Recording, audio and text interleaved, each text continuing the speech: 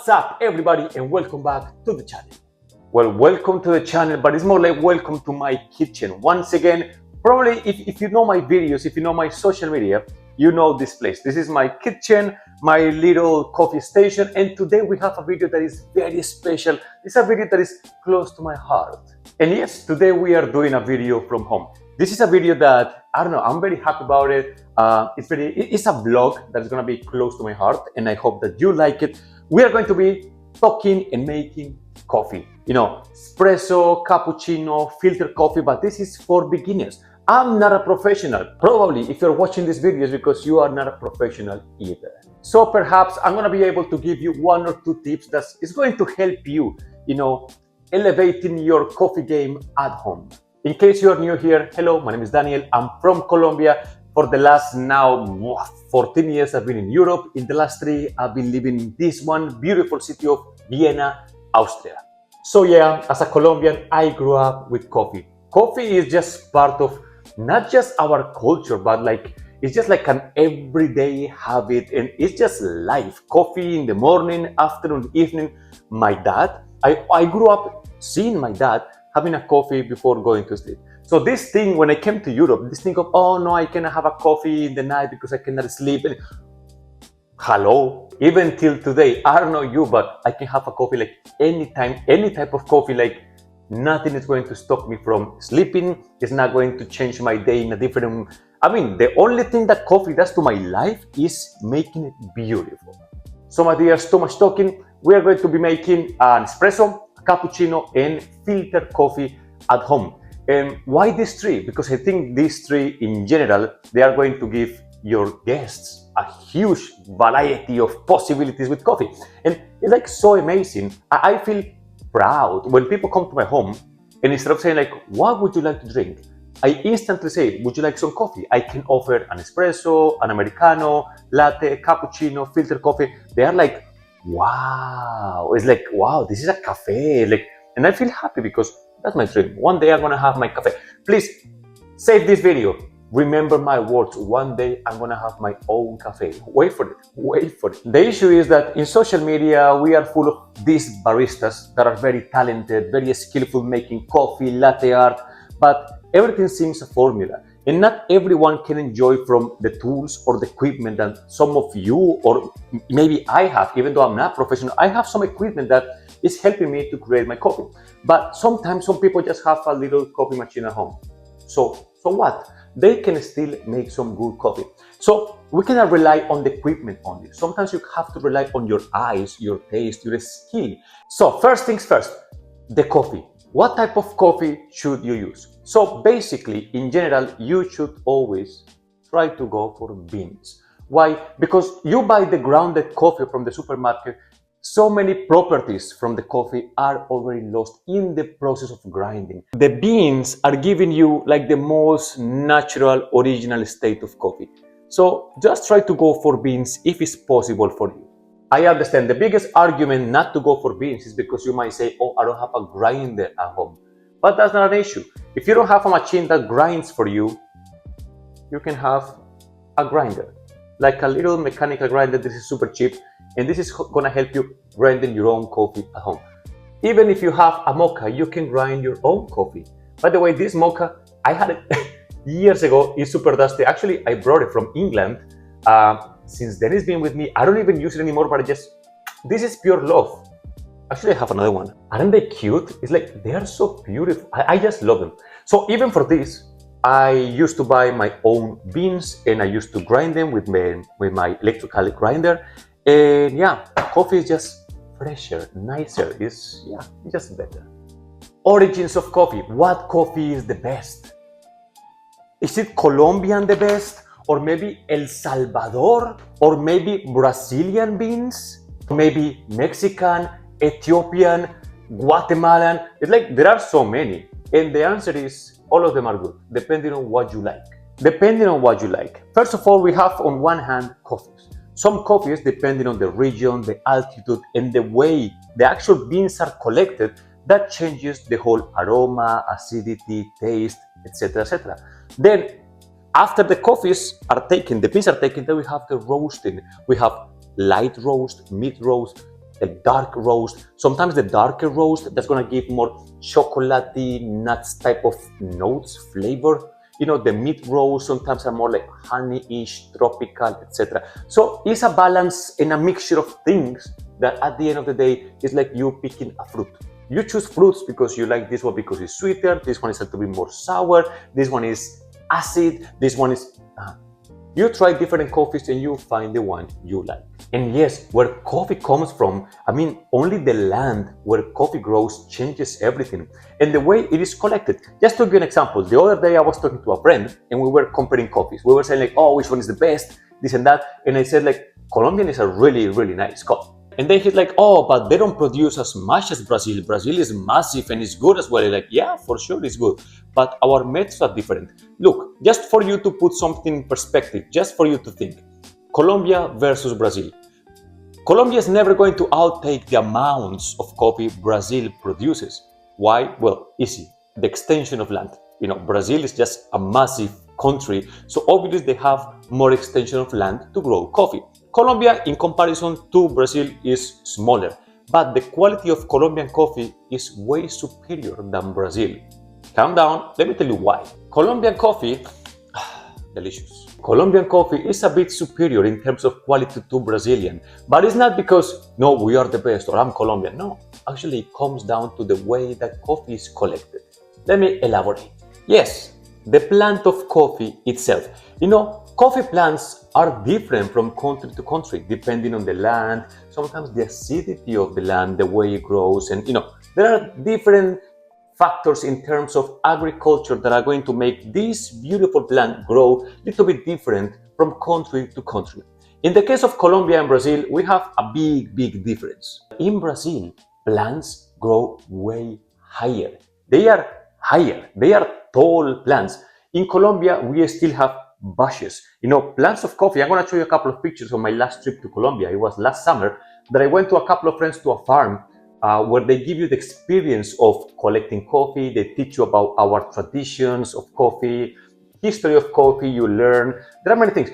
But bushes are until here. If you do like this, you can see the plantations, right? In Brazil, they are way taller. Now, this is one thing. Big difference. The main thing is the collection. In Brazil, the collecting the beans, let's say, is more technified. They use machines. Basically, they have the trunk of the plant. There are some machines that grab the trunk and literally they shake the trunk.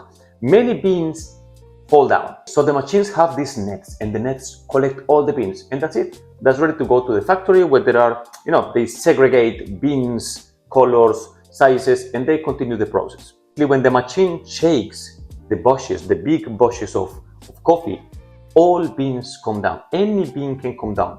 Green ones, brownish ones, yellow ones, red ones. And that's going to create a mix of not the most pure coffee.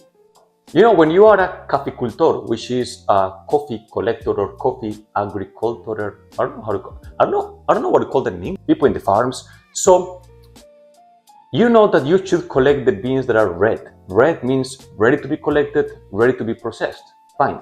In Colombia, the process of collecting coffee is still very traditional. What does that mean? That means that our people, the coffee collectors from our beautiful mountains in Colombia, they use nothing but their hands. Their hands. They just day and night walk around the bushes looking plant per plant, checking red ones. And they have a basket that they tie around their waist.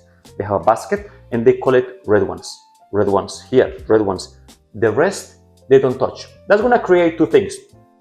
One, they don't destroy the plant in any way. The plant is literally treated like princesses, They collect only the red ones very carefully. The plant is not destroyed at all.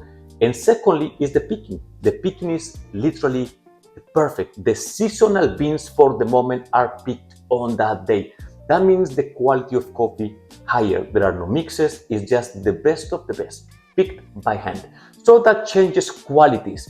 The same might happen if we start comparing, let's say Mexico, Ethiopia. There are different lands. Maybe the collection methods are different. Maybe the way they grow plants are different.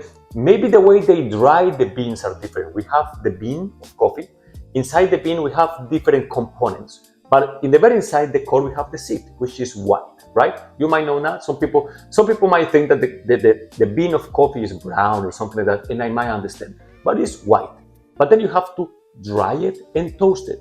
In Colombia, for example, they still dry. Not everywhere, but in many traditional farms, they dry the coffee by sun exposure. That means that we use the sun. There is no machine, there are no blowers, there are no warmers, there are no dryers. No, it's the sun. They put coffee in big extensions of, like, imagine a terrace, and they put the white beans on a terrace. They spread all the beans so that no bean is touching with each other, all the beans around. And they just let them dry with the sun. Different from putting those beans, those virgin beans, into a machine that dries them. Sometimes the overheating and other things are going to destroy the components and the main properties of coffee. So you see, like, this is an interesting world of many things, but we just need to make an espresso. I'm sorry, I get distracted. We just need to make an espresso. So to make an espresso, this is what we need. So when making espresso, there is something you're going to hear over and over again. And this is the formula that everyone tries to follow, the sweet formula, which is 18 grams of coffee, like grounded coffee, in your portafilter right here. And then you should expect in your cup the double, 36 grams of liquid. So that's basically the ratio. Whatever you put inside, you should have the double in liquid. And the main idea is that once you have your 18 grams here, you should expect double 36 grams of liquid. So you have the machine, the coffee is coming, and this process of the coffee from the pressure and the water coming through towards your cup, that process should take around 30 seconds. That's like the sweet spot, to have 36 grams of liquid in 30 seconds. That is like the perfect formula to get espresso. But here is exactly what I told you at the beginning. It doesn't matter if it's 29, 30, 31 seconds, or if you have a little bit, a couple grams extra or 1 gram less, like, that's not gonna change much. You still are gonna have the best homemade coffee ever that your friends or family are going to taste. So relax. We keep that in mind, those proportions, but we try to do our best with what we can. In my case, I'm gonna try. Come on, let's do an espresso.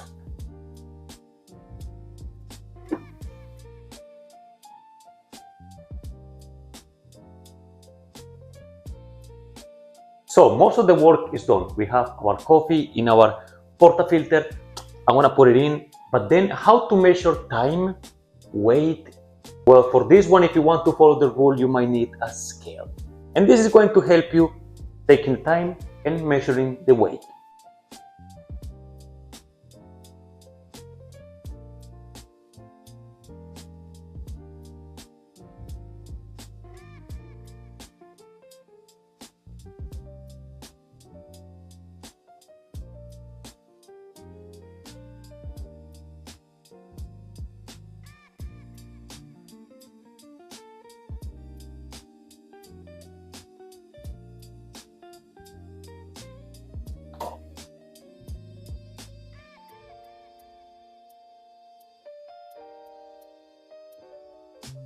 Amazing, beautiful, delicious, amazing. So I would say that maybe a weight with a timer is the thing that you might need at home in case you want to achieve this. In my case, it was very okay. Trying to achieve 36 grams in something around 30 seconds. The aroma is nice. And the taste, the acidity is there. Like, I'm gonna have a break. I'm sorry, I want to enjoy this delicious. So as you might know, a cappuccino is the standard or the basics or the foundation to create other types of coffee. Let's say espresso plus water, then you have an Americano. Espresso plus milk and foam, then you have a cappuccino. Then you have espresso, more milk, less foam, then you have a latte. So once you have an espresso, then you can create any other type of coffee. Now, in this case, let's make a cappuccino. What is a cappuccino? A cappuccino is basically 3 things. 1 part of coffee, 1 part of milk, 1 part of foam. Simple. Keep it simple. Let's make a cappuccino right now. For sure, I cannot use the espresso cup. I need something a little bit bigger. I'm gonna use now a cappuccino cup, and let's create some foam. I have my espresso here. I don't know if you can see, right there. Now we need milk. How much milk? That is the question for the cappuccino. And basically, you chill. Everything comes down to the picture. A picture. All of these are pictures. This is a picture. Some of them, they have a different mouth. Look, this one is a little bit like, I don't know, a little bit wide. And this is actually a small picture. Here we have actually, both these are almost the same amount. And we have, for example, a bigger picture. It's a little bit bigger, smaller. Once you have one of these that you can get anywhere, you can order in Amazon or in any home store, kitchen, shop, whatever thing. For one cappuccino, the amount of milk should go from the bottom till this little peak starts. So basically, you see it here, this is the amount from here to here, because here it starts. And actually, if you look from the inside, let me see if I can show you. You can see here, look, so the milk should go until the peak, okay? Until this line. That will be it. Let's try. Super. I have my espresso, I have my milk. Now, big mistake. There is a mistake that many people commit at home because maybe you don't know, and it's that you have to understand that when you use this, the steamer, there are some particles, things inside, and right now there is even water inside. So we have to clean that first before I put this thing into my milk. So, how do I clean it? Simple. I take another picture and I let this discharge this water first, and then once I have this, let's call dirty water, then I'm gonna put my milk in. And let me show you. I have the milk in one, so I'm gonna put this aside. I'm gonna start my steamer. There is water coming in. Obviously, steam is going out. I'm gonna stop it for a second. So you can see, look. I don't want this water into my milk. You see, and actually it's a big amount. I don't want this into my milk. This goes to the sink. Steaming the milk now is ready, and steaming the milk is a process that is gonna take you a while to understand, to have a good control on it, to create nice silky foam. But basically what you have to understand is you have to create a vortex. If you put it in the center, there's not going to be vortex. So usually you have to tilt it. You have to put this a little bit down and this thing in the side. Why? Because the pressure and the air coming is going to make things circulate, right? And that's what you should do. Now, how long and how much? You should expect to have the double of milk in foam. So if you have this, then you have to steam until it grows a bit, almost the double. And there is a rule that baristas, share with the world, in their infinite wisdom. You have to be touching it. Once it's too hot to touch, it's because it's done. That's the temperature. That milk reached the maximum temperature. Once it's too hard, it's too painful to touch, that's it. Leave it and finish. So let's try it out.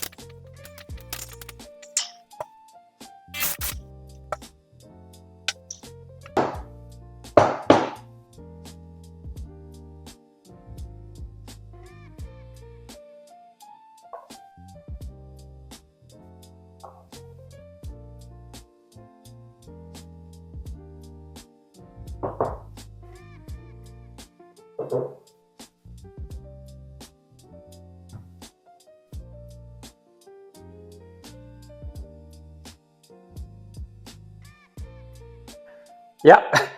This is real life. Actually now the latte art and the skills that baristas these guys are artists. That's something I don't plan to achieve in one day. I'm trying my best. Yeah, sometimes it really doesn't work very nicely. Sometimes it gets to be, you know, a bit better. Sometimes it gets to be a bit better, be messy, but still delicious. Sometimes it gets to be, and sometimes it gets to be nicer, to be cute.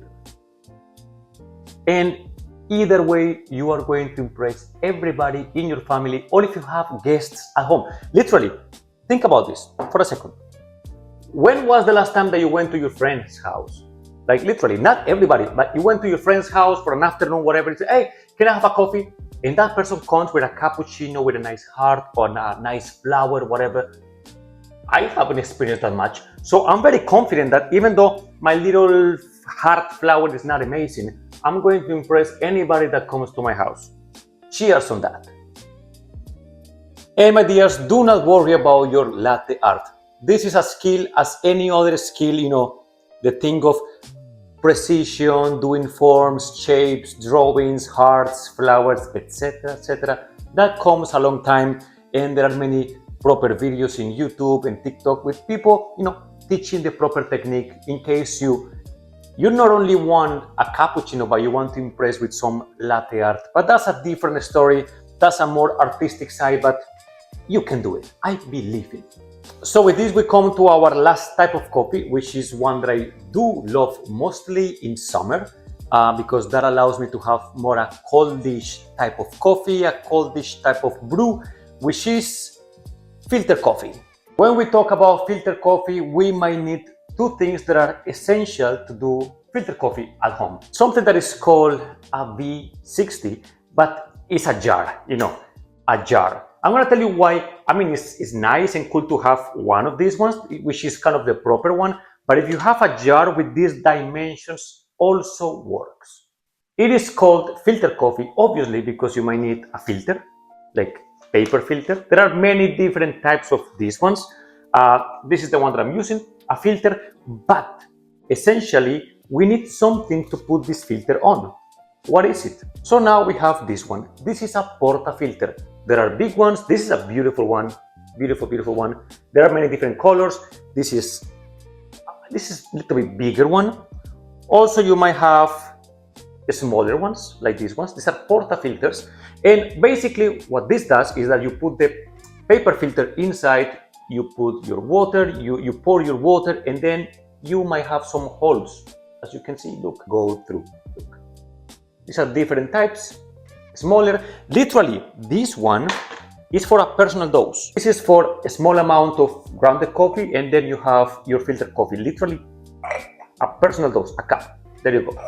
On the other hand, this one is a little bit bigger because this is to use with a V60, as you can see, right? As you can see. Now, I'm saying that this one, because you have the little bit here, so you can pour your coffee, it's nice, then you can cover it, nice. But also if you have a jar that has these dimensions and basically your porta filter get on top without falling down or sliding, basically this dimension, it also works, so totally okay. So V60, filter, paper filter, porta filter, super nice. Filter coffee, we need to pour warm water, right? Warm water into the porta filter with the coffee. We will see in a minute. However, we need a device. We need a kettle, basically. That's what I'm saying. We need a kettle. Now, you can use a normal kettle because basically what you need is somehow boiling water. That's what you need. So many of you might have one of these, a different type, a different form, but a kettle. This is a boiling kettle, water kettle, simple. The issue is that this doesn't allow you, you have to be very careful because the mouth of the kettle is very big. When you are pouring your coffee, you have to be careful that it's not too much because the idea is that this is a controlled process. So you can control the amount of water in this one. Can you use it? For sure. If you are careful, you can control the amount of water, no problem. Problem number two is that with one of these ones, you cannot measure the temperature. I mean, the degrees, how? Perhaps you have a thermometer that you can put inside, but the only way that we can measure this is when you hear that the water is boiling, you might assume that this is now 100 degrees. That's the only type of measurements that you can do unless you have a thermometer. And the issue with this is that sometimes for filter coffee, we might not need 100 degrees boiling water. Sometimes the formula is 90 degrees or even less. So it's a more precise process. This is a dripping kettle. Look at this. This is a dripping kettle. And basically, this is made, the main function of this kettle is not just to boil water, but two things. Look how small this little thing is. This helps me, maybe we can do a little experiment here, controlling the amounts of water. Look how beautiful the amount of water is, right? It's easy to control, very easy to control, a lot or with less. So that's one thing. That's one thing. This allows me to control my pouring. Very easy, very versatile. Secondly, as I'm going to show you in a moment, the device it comes with is a digital device that tells me the temperature, like the whole way through from 0 to 100 degrees. I can set the temperature. If I want this water to be 80 degrees, I can set my device for 80 degrees or 100, boiling, or even less depending on the purposes. By the way, I'm sorry, I'm a human. There is something, this is off camera. This is literally off camera. There is something that I'm about to say that is wrong. I'm telling you, it's wrong. And before I receive bad comments, I'm sorry, I'm a human. I'm about to say grams for everything. In my mind, I'm talking about grams because I'm weighting coffee. But when I'm talking about liquid, obviously it's milliliters. So sometimes I'm saying like I need, for example, for the filter coffee, 115 is for every gram of coffee is 15 milliliters of liquid. But I'm saying grams and grams. So I'm sorry. But now you know what I mean is, so for the thing that we are about to do, because this is before the video, we are aiming 2020 or 220, 225 milliliters of liquid. So 15 grams of coffee is going to give us 225 milliliters of liquid, of filter coffee.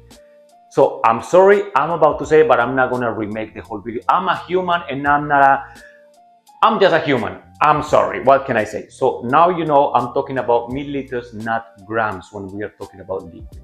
I'm sorry. Like, hey, would you like a cocktail? Let me give you a cocktail. Huh? Look at my skill, look at this.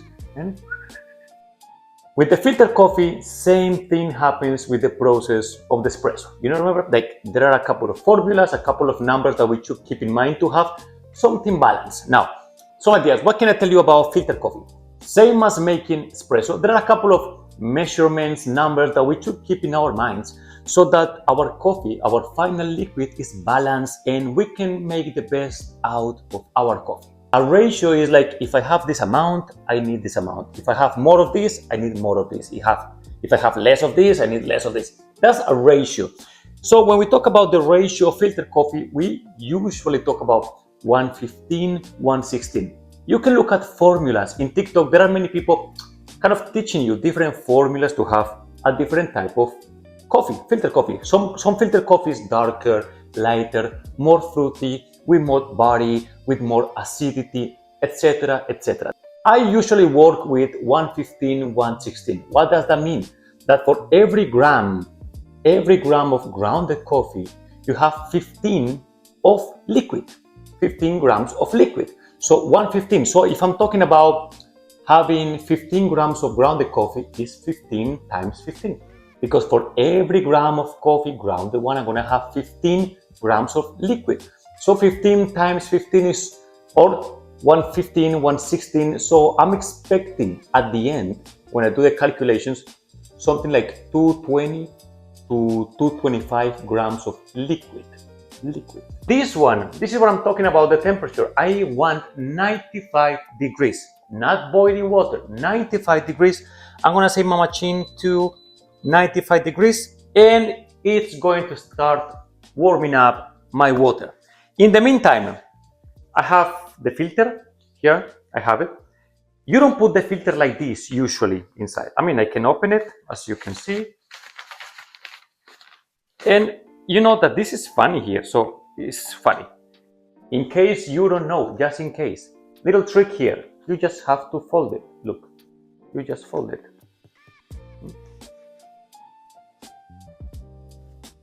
You just fold this little piece, and it's gonna be more consistent with your portafilter. Yeah. What do we do in the meantime? I need 15 grams of coffee. So I'm gonna take my coffee.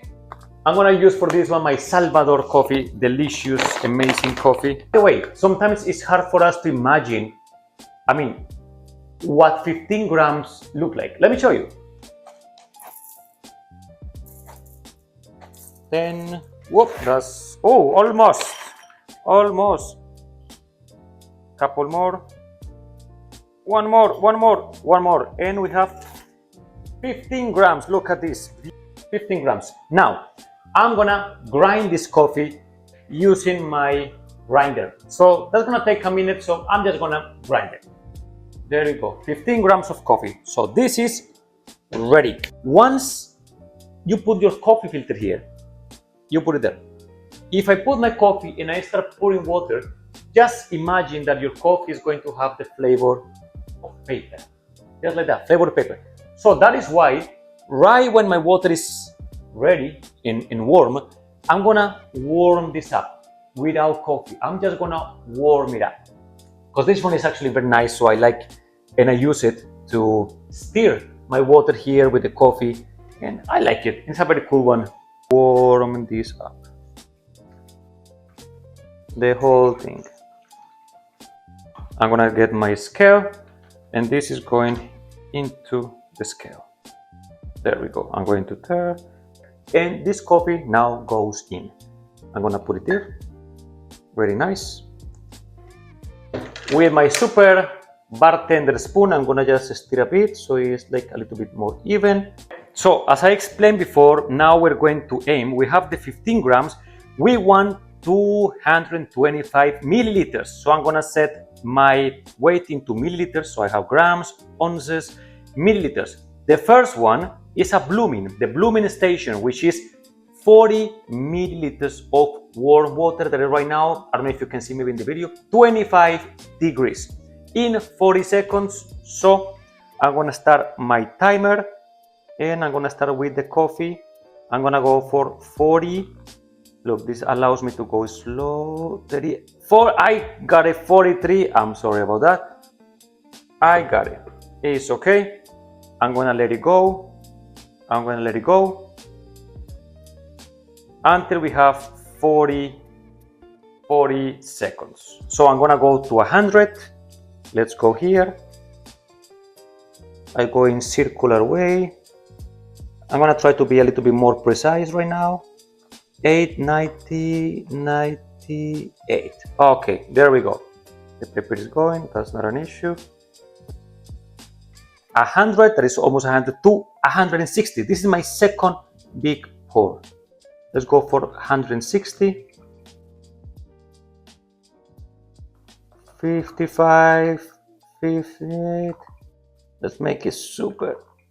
60, there we go.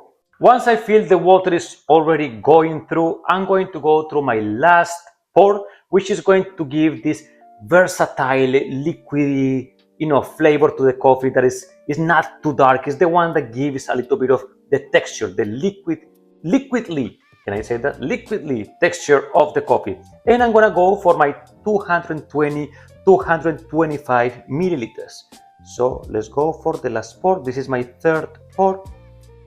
Let's go for 225, 220, 225, 226.27. Okay, there we go. Now I'm gonna stir a little bit.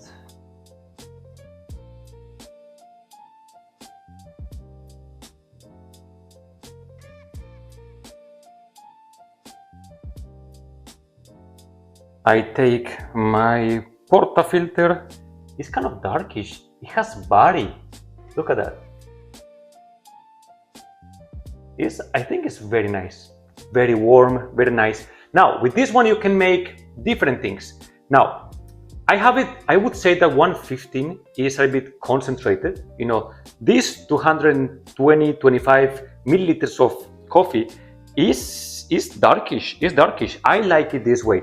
I can, even pour an extra load of water, or I can change my ratio to make it a little bit lighter if that's what you want. Obviously, you would make it double if it's for two people. This is mostly for one person. This is a cup of coffee. But something that I like about this one is, one, I can drink it right now, warm, nice, cool. And secondly, I can let it just cool down, and I'm gonna have a more fresh, cold coffee if I want. I can use some mint on top and ice, and that's gonna make a nice drink for summer to enjoy in your balcony, your terrace. So this is very versatile as well, this filter coffee. So for many different purposes, and yeah, there you go. This is made at home. Obviously, many people might just do it by eye. This is not perfect what I did, right? It's absolutely, because as I said at the beginning, I'm not professional, but probably if you still with me, it's because you are not professional either, and you just want to, maybe have some guidance in case I can provide some guidance in some things. But this is still following kind of the formula. You're gonna always get a very nice coffee, So perfect, and it's time to pour it because I'm gonna enjoy it. So my dears, with this filter coffee, we are closing this video. Thank you so much for watching. I'm not a professional, I'm not a barista. I'm just a guy from Colombia who likes coffee, and I'm just sharing what I do at home. Perhaps it's gonna help you to improve a couple of your methods when you're doing coffee at home. As I said before, you're going to impress your friends. I'm sure about that. Thank you so much for watching. Please don't forget to subscribe, to like, to comment. That's gonna help me a lot. And well, today we have a video from home. Next video probably is gonna be again out in the city, discovering a new place. I have some things in mind. If you want to leave me a comment, what type of coffee you like? Do you have a formula? Do you have a recipe that you want to share with me? For sure, I can take your recipe and make a video for TikTok or perhaps YouTube in the future. Try it out. I'm open to learn about coffee, to try new things, and I hope you enjoy coffee too. So cheers. Don't forget to subscribe and enjoy your coffee.